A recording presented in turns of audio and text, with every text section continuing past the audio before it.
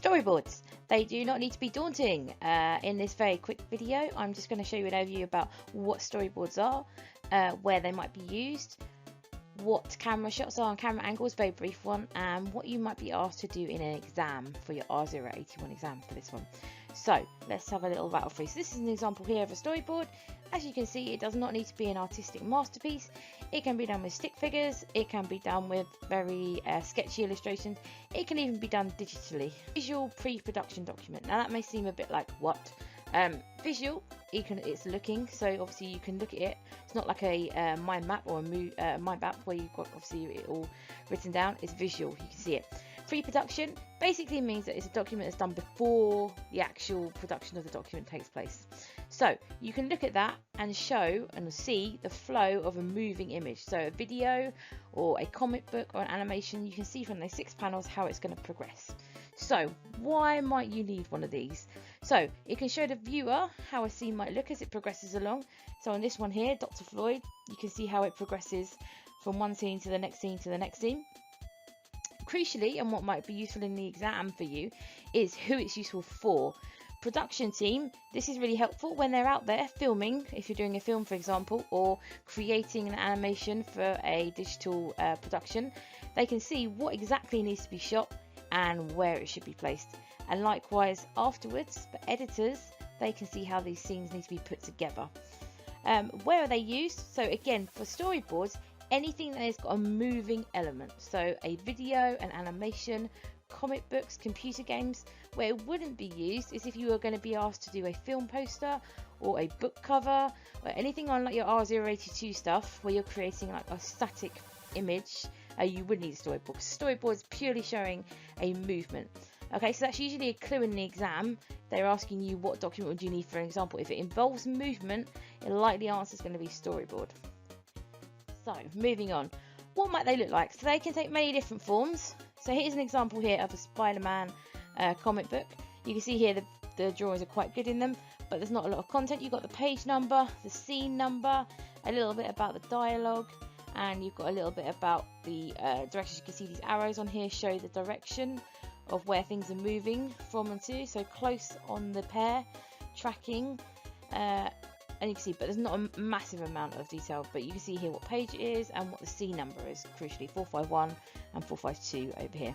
So another example, this here is a Disney Pinocchio. As you can see, there's lots and lots and lots of frames. This was a hand-drawn animation. There's no detail on this one, but you have got many panels showing how it's going to progress. And the last example here I've just taken is one from a cartoon, Stiff Upper Ed. This one is a good example because it's got the scene numbers, 1 of 5, 2 of 5, 3 of 5 along the top, so you know which order to do them in. You've got the angles here. You've got on here some sound effects, so SFX at the bottom right, scratch noises. You've got exactly what's going to happen, the action of each of them. So you can see 3 totally different examples there.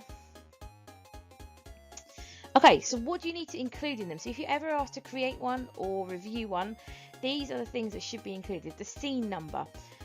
So again, you know, for this one in here, it's got scene number 2, but you'll see it's got 1 of 5, 2 of 5, and 3 of 5. So as long as you can visually see which order they go in, so that when it comes to piecing them together at the end, you know it's not down and then across and up and down.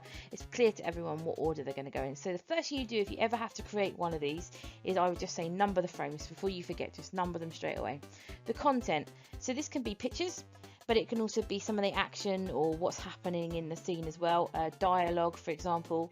Timings, really crucial. Obviously if you're doing a comic book, it doesn't apply because you don't have timings, but for a film, how long should a scene be in particular? So if, for example, on the Marvel one where it had Spider-Man, how long should it stay on that scene for? 5 seconds, 10 seconds, 3 seconds. Camera shots, what kind of shot is it? Is it close up? Is it a wide shot? Is it a mid shot? And we're going to cover that in the next slides very briefly. Angles, is it coming from above? Is it coming from a low angle? Is it going to side angle?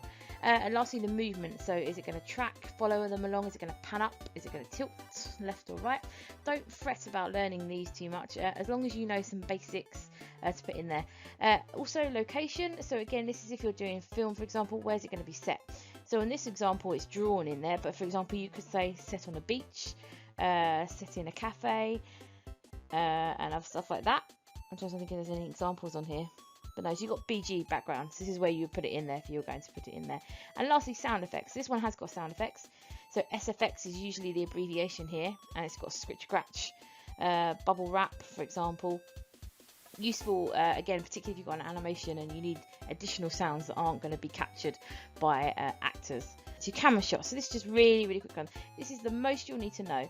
So numbered here along the bottom. 1 extreme long shot, so far away view. 2 wide shot, slightly closer. 3 medium shot, so that's kind of like torso.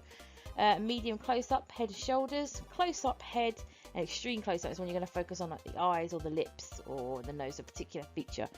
Camera angles, again, not a lot you need to know about this one too much. So here's a lovely image I found by a Steam It Film School, and I'm just going to basically talk through this. The bird's eye is from above, but far away, so like a map establishing shot usually if you're kind of like zooming in on a place. Overhead is just literally above your head. High angle, so coming from above looking down, so usually used to make people look weak and helpless. Eye level obviously is straight in front of you. Point of view, so that's where it's coming from behind the actor and looks like you're seeing from their point of view. Sometimes it can actually be on their tracked on them, so it looks like you're actually their eyes or the camera. Low angle, pointing up, so that's used to make someone look powerful. And lastly, worm's eye, so that's very low, looking right up. Like think of things like the borrowers, when you've got shorter characters, you want to make them look taller. And that is camera angles. Okay, so what might you get asked in your exam? There's 4 things typically you will get asked. The first one, identifying the contents of a storyboard. So sometimes it may say, what other than scene number would you expect to see in a storyboard? Now you've got your list there, so go back and have a look at that a little bit later. So you've got, for example, location, sound effects, camera shots. Usually look at the number of marks you get for that. That will tell you how many things that roughly they're looking for. The second thing you might get asked to do is to create a storyboard for a given scenario. Usually in your R081 exams you get given a scenario at the beginning and it follows that. So if it says create a 30-second storyboard for an advert for the 5 a day campaign, then obviously you know what you've got to do there. You'll get given a grid, you need to fill it in. Remember, first thing to do, just number those panels. That's to instantly get you a mark there, and just try and fit some of those elements in. Third thing you might get asked to do is identify when a storyboard might be used. So this is for example, they might say, which pre-production document other than a mood board might so and so industry use for creating their advert campaign? And again, your key in there is if it's got motion in it in any way, shape or form, it's likely to be a storyboard.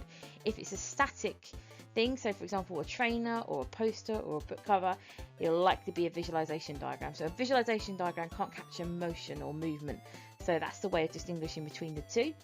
And the last one you might get asked to do is review. So this is your classic 12-marker question.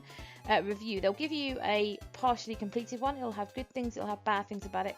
You need to go through and put in what you think is good about it and what you think is bad about it. Justifying them is the key. So why are things missing? So this links back to where we said about the production crew and the editors, how things need to be useful for them. So for example, it might be missing the location, it might be missing a duration, but it might include good dialogue and it might include clear sketches. So you can obviously play off the strengths and weaknesses, just remember to justify them. So that in a nutshell is all you need to know about storyboards. If you have any questions, leave me a question in the comment and I'll try and get back to you as soon as I can.